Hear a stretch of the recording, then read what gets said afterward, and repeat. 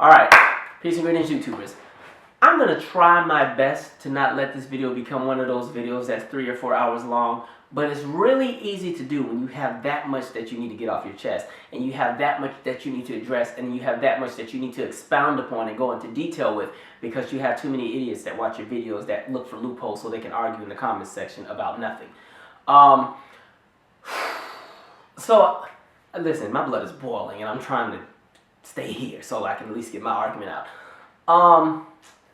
I saw the clip of Bill Clinton at Hillary Rodham Clinton's presidential rally. Listen, if y'all knew how fast I was driving home to get to this camera. Anyway, so I saw the clip, and basically in the video, there's Bill Clinton. He's giving his speech. You know, he's doing all the great, presidential language and lingo and everything to get everybody hyped and the crowd's excited. And yes, this is the best thing ever. Yeah, woo, go Hillary. And he's interrupted by people who have an issue with the 94 crime bill that he put into legislation and how it's largely affected the black community. If you're not familiar with that bill, there was a bill that was put in place in 1994. And this bill basically is the blueprint, or I want to say it is the second leg of the blueprint for why a lot of black people are in jail. A lot of black people suffered in the judicial system, and why the American crime system, and why the prison system is the way it is, and why there's so many of us in it. The first leg is the element of Reaganomics, and even some of the things that Nixon did. But Clinton gave us the final seal. It was like the fuel that just set everything off. And today, that's the reason why 1 in 3 black men will go to jail before the age of 50. But anyway, so they interrupted him about that specific bill, and there were 3 things that happened that made my blood boil and brought me to this state where I'm at now. So let me talk about the first thing. The first thing was, okay, he was being interrupted, cool. I know people are always frustrated, oh, this isn't the time, but listen, to be very honest, black people never get that time to say how they feel about anything. It's only been recently that we're able to even have a voice. And the only reason we have a voice now is because social media exists. Because before the days of a Twitter or even Facebook, because if you go back to Facebook 10 years ago when it was still only for college students, a lot of the stuff on Facebook was not spreading around. Facebook had a different layout. You could share certain information. The blogs, all that stuff 10 years ago, everything was just very different. But today, with the emergence of things like Twitter, and which was out in like 2005, but it didn't start popping until about 2009. But things like Twitter and Instagram and all these other social media outlets, we now have a voice to say how we feel without being ridiculed, without being shut down. Because there's always been a thing where if we went on major media, we were always shut up. We were always shut down. We were always painted as crazy. So anyway, now that we have this outlet and people are becoming, it's more accessible for information that was not always out. And the people in my specific generation, a lot of people born in the 80s and even early 90s, are seeing and reading about things that were never told us before. We're finding out all of these different horrible things that have happened under a lot of these people that we once used to worship. Because somebody like a Bill Clinton is somebody that is beloved within the black community, which I'm going to get to. So yeah, anyway. So they heckle him about, I don't even like to use the word heckle. They address him about what happened with that bill. His first major response was he started addressing things within the black community through the perspective of the fact that anything that happens in the black community is the fault of the black community and solely the fault of the black community, and there are no intervening forces from outside or anything beforehand that play a role into why things are the way they are within some black communities. And as a matter of fact, the things happening in the black community only happen in the black community and not anywhere else. That was the lens that he presented his information from. And so what happened was he started basically twisting the words of the whole Black Lives Matter movement and using that as a weapon almost, just to justify or present his point and make us look crazier. And here's the thing, this is why I'm not really a fan of slogans and things like that, and there's certain terms I never use because I know they can be used against us. So he started talking about, oh, the black on black crime, and that's why I did this bill, because 13-year-old kids were killing this, and the black kids, and the this did that, and the black, and the thing about it was, he was saying it as if children and people of other races are not killing each other every day. When it comes to the epidemic of black on black crime, I've addressed this on my channel before. I've already told you. Black on black crime is not an epidemic that exists. Black on black crime exists the same way white on white crime or Asian on Asian crime exists. And that's because crime is an element of proximity. There's two things that trigger crime. The first thing is, one, proximity. You're most likely to be shot and killed, or stabbed and killed, or however you're killed, by somebody that you know, you're in a relationship with, you live with, you work with, you're associated with, you have some kind of connection with. You're most likely going to be killed by that person. It's very rare that people are killed by people who don't have some kind of previous relationship with them. So with that being said, because America is in a position that everything is still so segregated, and many people live within communities of the same ethnicity or the same demographic, that's why you have people kill each other within the same different rates. So when we talk about percentages and everything like that, black people kill each other at a percentage of about 92 to 93% as far as a black victim being the victim of a black aggressor. White people do it at a percentage of about 86, 87. But where there's a loophole is, white crimes are not reported in the same manner, in the same numbers, in the same element as black crime. And in addition, black people are convicted at higher rates than white people. So a lot of that information is always misguided. And to be very, very honest, I really believe those numbers are closer to about 89 to 92% with both. Like, I think it's pretty much in the same gray area. And the second thing about crime is the result of a trigger. Crime is not something that's usually just naturally embedded into people. Crime is the result of a lot of different things. And some of those triggers are, one, if there are no jobs in your community, if there's no opportunity, if the education system sucks, if it just looks like there's no way out of the certain socioeconomic situation that you're in, there's no room for growth, there's too much punitive presence within the neighborhood, meaning you got cops on every single block. The quality of living in your neighborhood is not as great as those in another. Picture if you live in Flint, Michigan right now, and you don't even have freaking decent water to drink every single day. After about 30 days, you're ready to kind of snap on somebody. And then the thing about it, in addition, if drugs have been planted into your community by the higher powers who are also fighting drugs, because a great way to boost the economy and keep the economy going is you plant drugs in the black community, and then you hire a bunch of cops and boost the economy because now there's revenue and so on and so on. And anyway, but yeah, you have drugs in the community, all these different things. You have a bunch of triggers that set up an environment for crime. Why do you think crime is really high in areas where there's not a lot of wealth? And that's not just black, that's Latino, that's even white. Go to them trailer parks, they're doing all kind of crazy stuff over there, okay? Crime is the result of a trigger, an economic trigger, a trigger where there's not an outlook, there's not a positive outlook, there's nothing to look forward to, there's nothing, you're literally living day to day, and you become territorial. You have there's mental health issues, there's a bunch of different things that take place that create that crime. Now, Bill Clinton decided that he was going to use, well, this black life didn't matter to that community, and that's why I did this bill for that, and blah, blah, blah, blah, blah. And he tried to continue to use this whole Black Lives Matter idea to try to make it look like we, as a community, we have the wrong energy, and that he did us a favor by implementing this bill that put so many of us in jail. And the issue about going to jail is people forget that when people get out, there's no opportunity because now you don't have jobs. So if I'm somebody and I live in North Richmond, California, a part of the city where there are no real jobs, there's not a lot of anything, the school system freaking sucks, it's a food desert, even the roads are terrible, there's not a lot of anything to look forward to, there's not a lot of anything to even be proud of. If I live in a place like North Richmond, California, that's where a lot of my family is, by the way, and I end up basically becoming a product of my environment. There's no jobs, and even though you're telling me to stay in school, and I probably should, to be very honest, I'm some 15-year-old kid walking around. I see all of my friends with nice clothes, nice shoes, they got a nice car, they always got money, they're on Snapchat and Facebook taking pictures, holding stacks. Me sitting in school, and now that I realize that college is going to be $100,000 or whatever, and I'm already in a terrible school anyway, and I really am not getting the concepts that are being taught to me because the education system in this country sucks, I'm just going to sell drugs, to be very honest. I'm not going to sit and waste my time in school when my friends are living a life. I end up going to jail. Something happens, I'm in jail, I get out, I go back home to mom. Now, boom, I want to apply for a job because I'm a few years older. Now, I don't have an education, and now I have to check that button about me being convicted. There are no jobs for me. So what are my options? Because my friends are still balling and living it up, and yeah, they might have to dodge a few bullets every now and then, and some of them might get locked up, but at the end of the day, the money is good. And it just goes and goes, and well, I'm going to just do my whole drug thing, but now I need to be territorial about where I sell or where I distribute or who I got working for me, because I don't need other people affecting my commerce. And so it's a cycle that just goes on and goes on. So Bill didn't want to mention any of that. He just went straight to black kids are killing each other, and I had to come up with this bill to fix that. And so he's like, and that is why that Black Lives Matter. And then the whole crowd,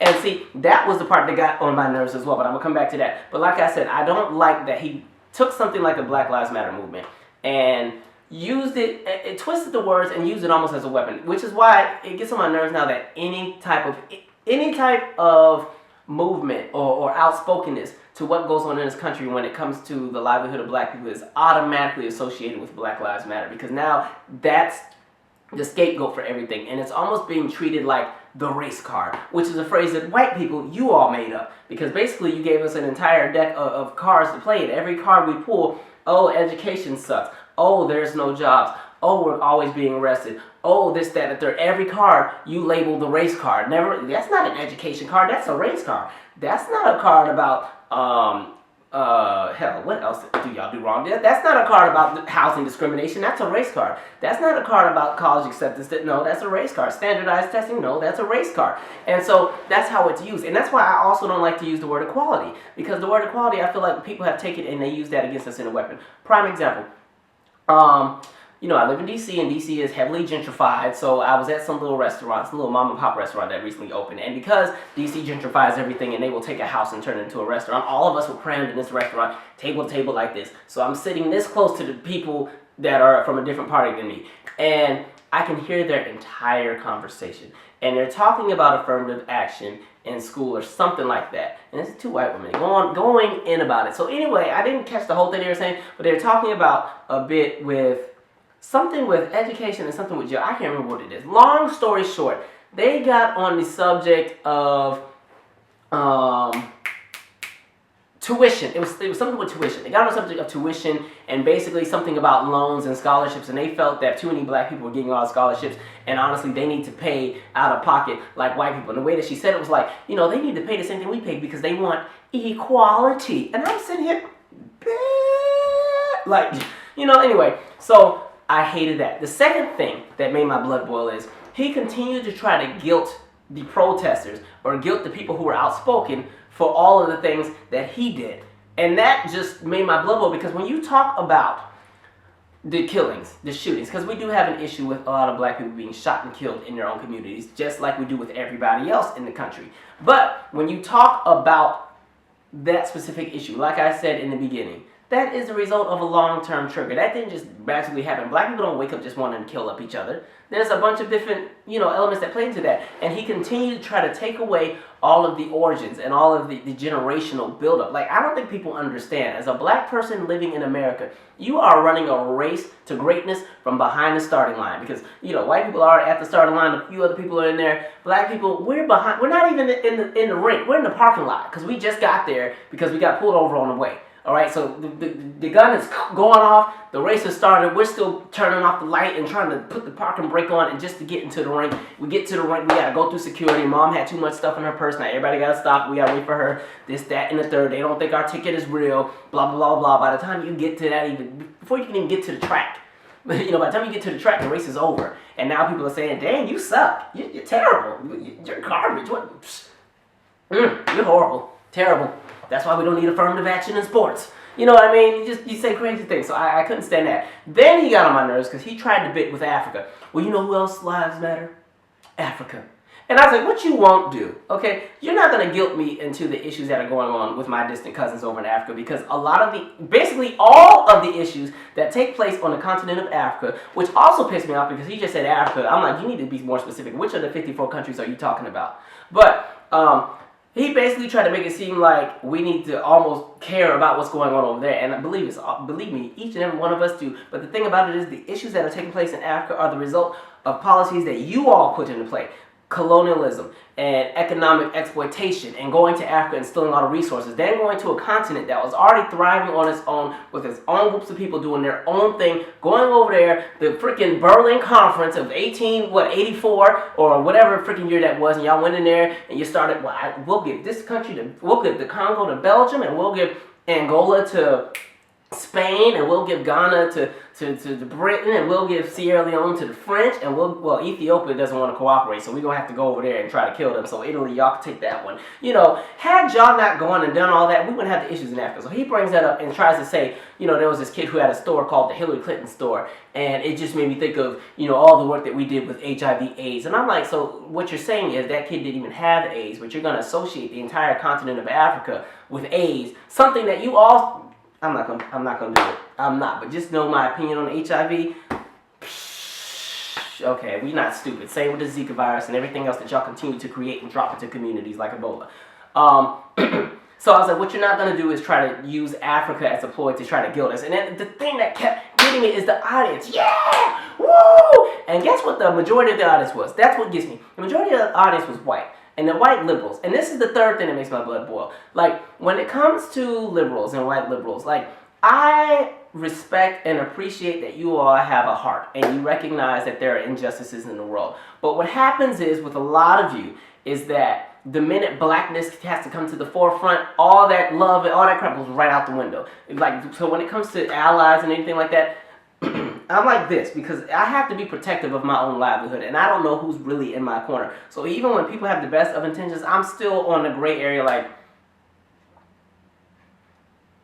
okay, that's great, thank you. Thank you. Like, okay, that's wonderful. But I'm still very protective of just my livelihood and who I associate. So even like with the community center that I run and the population that I serve, I'm very protective of who I let come in there, of who I let come and do a seminar, of who I let do a class, of who I let do any type of parenting. Like, anybody's not just going to come up in there, because I need to know that there's going to be the right people in there who recognize that if you're doing this kind of work, it's not for self-gratification. It's not to make yourself look good. It's because you're working to impact the lives of others, and not impact the lives of others through a lens that you see as superior, but through an empathetic and understanding where that person or that individual is and how you can meet them where they are and how you can use resources that you have and how you're willing to sacrifice to help and uplift what they have going without overstepping your boundaries and trying to dictate how they should be based on how you see the world.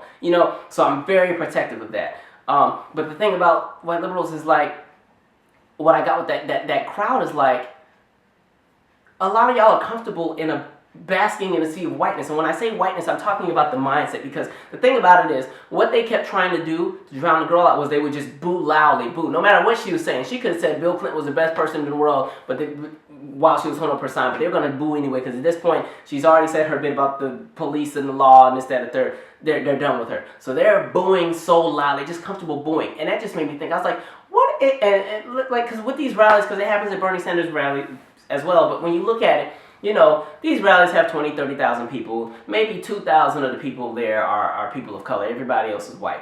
And so when anybody says something out of line, it's so easy for that white audience to go boo, boo, boo, boo, because they can drown it out. But what if the tables were turned? And what if it was an event where it was 28,000 black people and like 3 white people in the audience? You know what I mean? And that girl said that same thing. Those 3 white people in the audience wouldn't have booed and said shit. But because they know that they have support in numbers, when it's just them there, and they know that they're the majority population, and they have the majority way of thinking at the time, it's easy for them to boo over the bah, bah, bah. Like, I was like, you know what? And the thing about it is, half the people in the crowd, you go on Tinder, they got a picture of them in Africa with the little kids high-fiving. I'd be like, what the hell? I'm not saying I'm on Tinder, I'm just saying I've seen it before. But anyway, I was so disappointed in Bill. And, I've already been disappointed for years based on everything that happened with the crime bill and all. And the same goes with Hillary. And the thing about it is, as a black male living in this place called America, I have to be careful. And I have to be cautious, and I have to be aware of the reality of what is. Which is why, when it comes to this election, there's not a single candidate that I'm excited about. There's not a single candidate that I trust. Like I said, our experience as black Americans when it comes to the elections is we just got to pick which candidate is not going to be as terrible as the last. Which candidate will make our lives be not as terrible as the previous president. And I think that's why within the black community, so many people love Bill Clinton, because he might have been one of the first presidents where life just wasn't really too bad finally.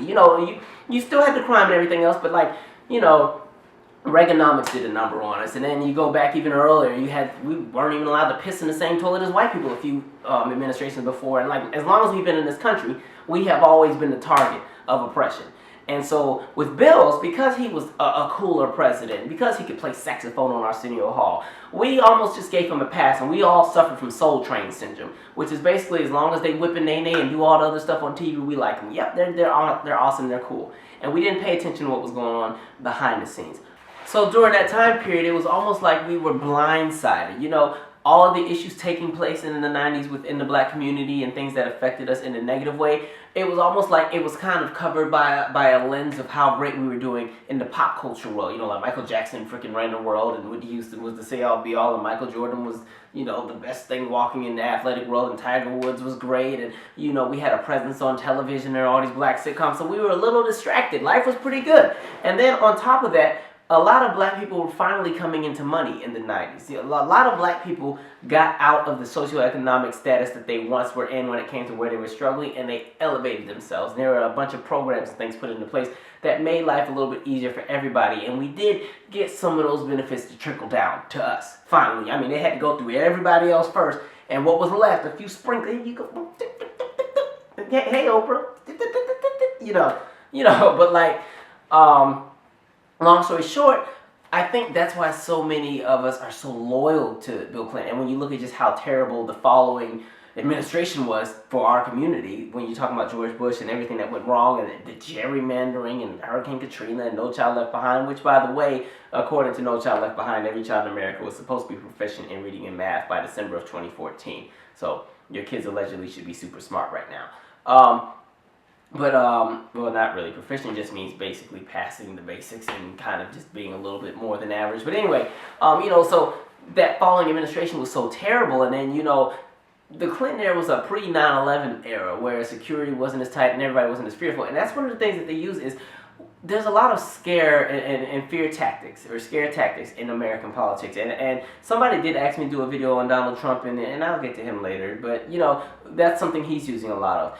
A lot of them are digging into the fear appeals of Americans, and that's why they have so much support with that crime bill. Because when you vilify an entire demographic of people, which goes back to what I was saying about the whole white liberals thing, but when you vilify an entire demographic of people, and you get into that fear, that's how it's so easy to really go and just drag a group of people and get support with things, because people are afraid. So, like, when you look at what was going on with the crime bill, the way that it was marketed, the way that it was presented, it was almost like a competition with all the politicians. Who can be the toughest on crime? We're going to get in there.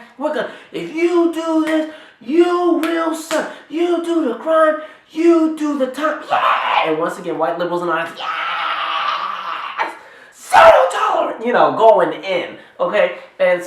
And going back to the white liberals thing, and I'm not trying to make it seem like this is just that demographic, but because this is the demographic that claims to ally with us on a lot of things, I just have to call you guys out as I see it. Because the thing about it is, like I said, y'all are supportive until that blackness becomes the forefront, or until there's an issue that you feel is being disenfranchised because of something that we've done. And a prime example of that would be what happened with Prop 8. If you remember, during the 2008 election, California had legislation called Prop 8, which was a very horrible bill for people within the LGBT community, because it took away a lot of the rights that they had when it came to marriage and everything like that. And the part that was very controversial about the bill was when it passed, there was a huge amount of support coming from the black demographic of America, coming from people within the black church. And the first response from people who were outraged was like, "We gave you Obama. How dare you black people do that?" And I'm kind of like, you didn't give us anything. Okay, to be very honest, you all voted for Obama because y'all weren't stupid enough to vote for John McCain, who wanted to go to war with Iran in 2007. Right? It had nothing to do with you doing us a favor. You knew that your livelihood and your well-being was dependent on him getting into office, as opposed to somebody like John McCain. And the thing that really got me was like, when you look at something like homophobia, which I do believe is an issue within our community, when you look at the origins and the roots of why the black community is so homophobic, it stems right back to how you introduce a lot of things to the black community. It stems right back to how Christianity was introduced to enslave people versus how it was introduced to white people. Because I always have to tell people when we talk about Christianity, Christianity existed before slavery. I always see the argument, oh, you know, they used white Jesus to make the slaves be, you know, complacent and submissive. And yes, they did, and it was effed up. But the thing about it was, Christianity is rooted in African ideologies, and basically everything about Christianity today, you can find elements of that in previous versions of Christianity that existed before. But the way that Christianity was introduced to people in my demographic, it was so punitive. It was so much of the fear mongering, like that same fear mongering that I was talking about with the crime bill. How we're gonna do this, and there's criminals and there's victims, there's this, that, and the third. We fell into this bubble where we were so afraid of anything that was ungodly. And that's why it is rooted and it's generalized. And then when you look at just things like the entertainment industry and hip-hop and stuff like that, hip-hop industry, all that stuff, who runs that? Bunch of middle-aged, wealthy, rich white men. And they put that same imaging out there, and then you have all these horrible ideologies, and before you know it, these people have kids, and they have kids, and it's just bred within a community. So something like that, I think people need to look into the deeper origins of it, and there's accountability on our part, on all parts when it comes to something like that. But anyway, staying on point.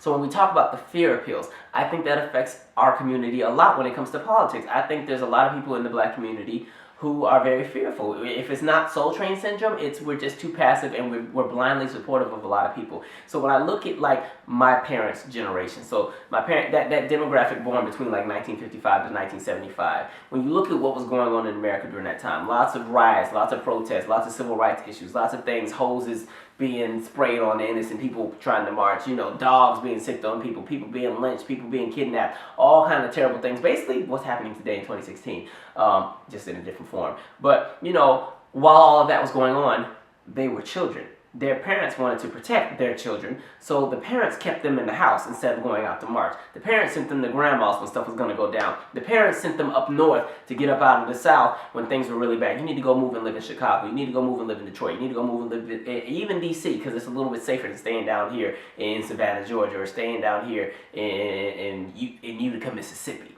You don't need to be out in a rural small town with all this stuff going on. So, and what happened was there was that inbred fear that I felt was placed in a lot of people within that demographic. So a lot of people in my parents' generation are not very active and not very vocal when it comes to what's going on with the issue of black liberation and black prosperity in America, because there's that element of fear. Especially with the black demographic that is now socioeconomically successful, that has a little bit of money. Don't you go there talking all that black stuff. You go, don't you write that on your Facebook, because they looking at that, and when you trying to apply for a job, don't you go out there and say that. Don't you do that black stuff. Don't you say that. Y'all need to quit. We need Martin Luther King had a dream. Don't wake him up. You gonna piss him off.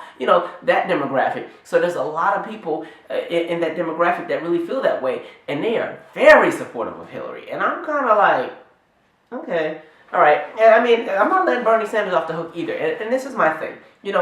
I'm not telling you who to vote for. Vote for whoever the heck you want, because at the end of the day, one of them two is a whole lot better than the lunatics on the other side. But the thing about it is, like, we just need to be aware of how things are and recognize that these people are going to go and they're going to put policies into place and they're going to do things that are great for everybody, but we're not going to be in mind while they do it. We'll get that trickle-down effect of whatever happens. Like, so when people are like, you can't get mad at Hillary for the bill that, Bill Clinton introduced because she didn't make it. And as a matter of fact, Bernie Sanders is the one who voted for it. And I'm like, that's very, very true. But how I look at the thing with Hillary is like, she's been married to Bill for how long? They lived in the same house for how long? They share the same ideas on a lot of things. So I'm not going to, I just can't fathom the idea of them being married for so many years and not pretty much sharing the same opinion politically at this point, because they are partners when it comes to not only their marriage, but even the politics. And then something like Bernie Sanders, I know people are like, oh, but he's always talking about the black this, black that. And I'm like, when it comes to both of them, I haven't heard a whole lot of black anything until it was time for election season. And if y'all were really that outraged about that crime law, because both of them have said it was a mistake and it shouldn't have taken place, but I'm like, what was the legislation to repeal it over the last 20 years? Where was the legislation? Where was the action to say we need to do something about the crack versus cocaine, legislation? We need to do something. And then looking at Bernie Sanders with Vermont, black people don't even live there. There's like 9.5 black people in Vermont, but they're still 10 times more likely to be in jail. I'm like, how did y'all find all 9 of them in that state? You had to do some real searching through the mountains and the rivers and the forest and the whole cast of Sarah Plain and Tall, even though that was Maine, according to the book, but whatever. You got to really search to find black people over there, and y'all still got all of them rounded up. How? So I just want people to be aware. Be very cautious and just cognitive of what's going on. I'm not saying that we shouldn't vote in this election, but I think we need to be more familiar with how this economic political process works. Basically, you have to think about it. There's 40 million black people in this country, actually more than that. But our issues are always on the back burner. Nobody's breaking their necks to help us, and the reason why is because, one, we don't affect commerce enough. The economic power, there's no fear. So when you look at something like the NRA, which is composed of about 3 million people, the NRA has both sides, whether Democratic or Republican, walking on eggshells, especially the GOP, because they don't want to mess up that good thing. And that's because the NRA has money and they have 3 million people to support them. And I'm like, the fact that they carry more power than 40 million people is a problem to me. And the thing is, I feel like I can't even get mad at us for the economic or the group economics that we don't practice, because we really just don't have any wealth. We have everything else. When it comes to the culture and just the talents and the gifts that we have, all that's there, but the tangible, the property, the tangible things like property and money and the generational wealth, we didn't get that because of when you look at the conditions of how we were brought here and how we've been treated until probably the 1980s before, well, hell, then Reaganomics and the crack epidemic and the war on drugs and crime and everything else took place.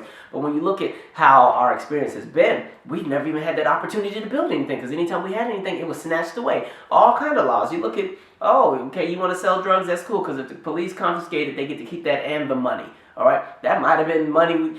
Hell, I'm sorry not to say that, but hey, I might have been selling crack because I made all this money and it's going to pay for my daughter's tuition for college. And now I got the $80,000 saved up. She can go, but y'all just confiscated it. And now I'm also going to jail with a mandatory minimum sentence. So, her college is canceled. Like that's literally our experience. So it's just like I would like us to be more open-minded about things and just recognizing how the political system works. We can't just only vote in the presidential election if we're going to do this whole voting thing. I'm not a big hoopla about voting anyway, but to be honest, I recognize how the system works and I still do participate. But we have to be bigger than just the presidential election. It has to go to the congressional, the Senate. We need to vote on the local level. Your county supervisor, who's going to be the county judge, who's going to be the sheriff in your town, who's going to be on top of the school board, who's going to be in charge. Like anything that has a ballot, we need to be a part of. Like we have got to wake up, because nobody's going to do anything for us in this country. I don't care what the politician says. I don't care how many black people they shake hands with. I don't care how many black church conventions they go to trying to speak church lingo. This is the day that the Lord has made, and we shut Hillary, be quiet. Be quiet. Okay, bye. I don't care, how much of a Eureka's Castle euphoria, super land of how great things are going to be, message they give us. At the end of the day, the only way we're getting it is if we take it. And I know you guys are always nonviolence, fine. If you want to fight with nonviolence, then the only thing that talks is money in this country. This is a capitalistic country. The only thing that talks is money, not feelings, not guilt, not even accountability. It's all about money. So, going back to Bill. I was disappointed with that video, and white liberals, I know y'all probably hate my guts right now, but I'm sorry, it's not anything against you all personally, but it's like if you're going to claim that you're an ally of my solidarity or my liberty or my freedom or my life, then I need you to understand that you need to invest yourself 100%, because everybody wants black people to, or not even, I take that back, not invest yourself 100%, but recognize and respect what our struggle is and not use your lens and your way of thinking to dictate how we should react to how we're being treated, because you're not in that same boat. You're not being treated the same way. So it's great that you support us. It's great that you have a voice. It's great that because hell, white liberals go hard. They will sit out on the sidewalk and block traffic and lay out on the street, because some of us ain't doing that. I ain't laying out in no street, have the car not be able to see me after the sun goes down and run over me on accident because they really honestly just couldn't see me. Hell no. But, some of them do go hard for that. But it's kind of like at the end of the day, some of y'all need to really just reevaluate how you're looking at things. Are you really in it for the right reasons, and are you really fighting for all that you claim to fight? Or are you going to get pissed the minute we say, well, what are you willing to give up to kind of counterbalance the generational wealth that's been accumulated on your behalf from my back? You know what I mean? Anyway, this video is too long. I'm out. Subscribe. I know I said a lot of things to piss a lot of you guys off.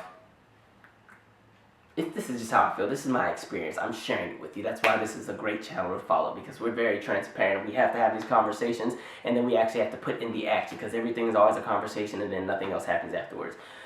I'm out. I honestly, this election, there's nobody I'm looking forward to. Not a single person. I just,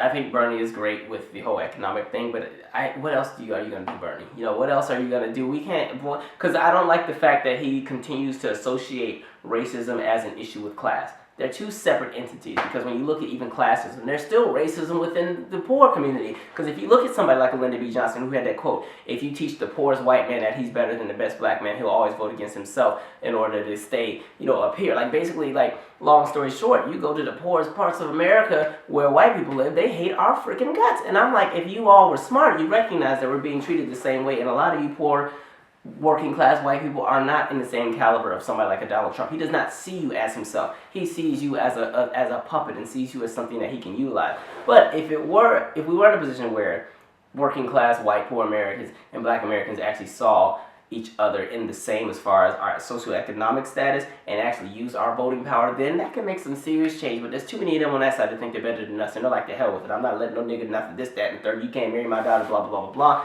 I'm not even about to fight with that demographic. So black people were kind of on this island by ourselves, and we got a few white friends that want to help. So I'm out. Subscribe, share your 2 cents, and don't get on my nerves in the comment section, because I'm not doing it with these dissertations that y'all keep writing where y'all don't even say anything of substance. If you disagree with something that I say, which is welcome on my channel, that's fine. But all of this goddamn, you black monkey ate nigger, this, that, and the third, you're taking up space, okay? You're taking up space in my comment section. Anyway, I'm out. Have a great evening.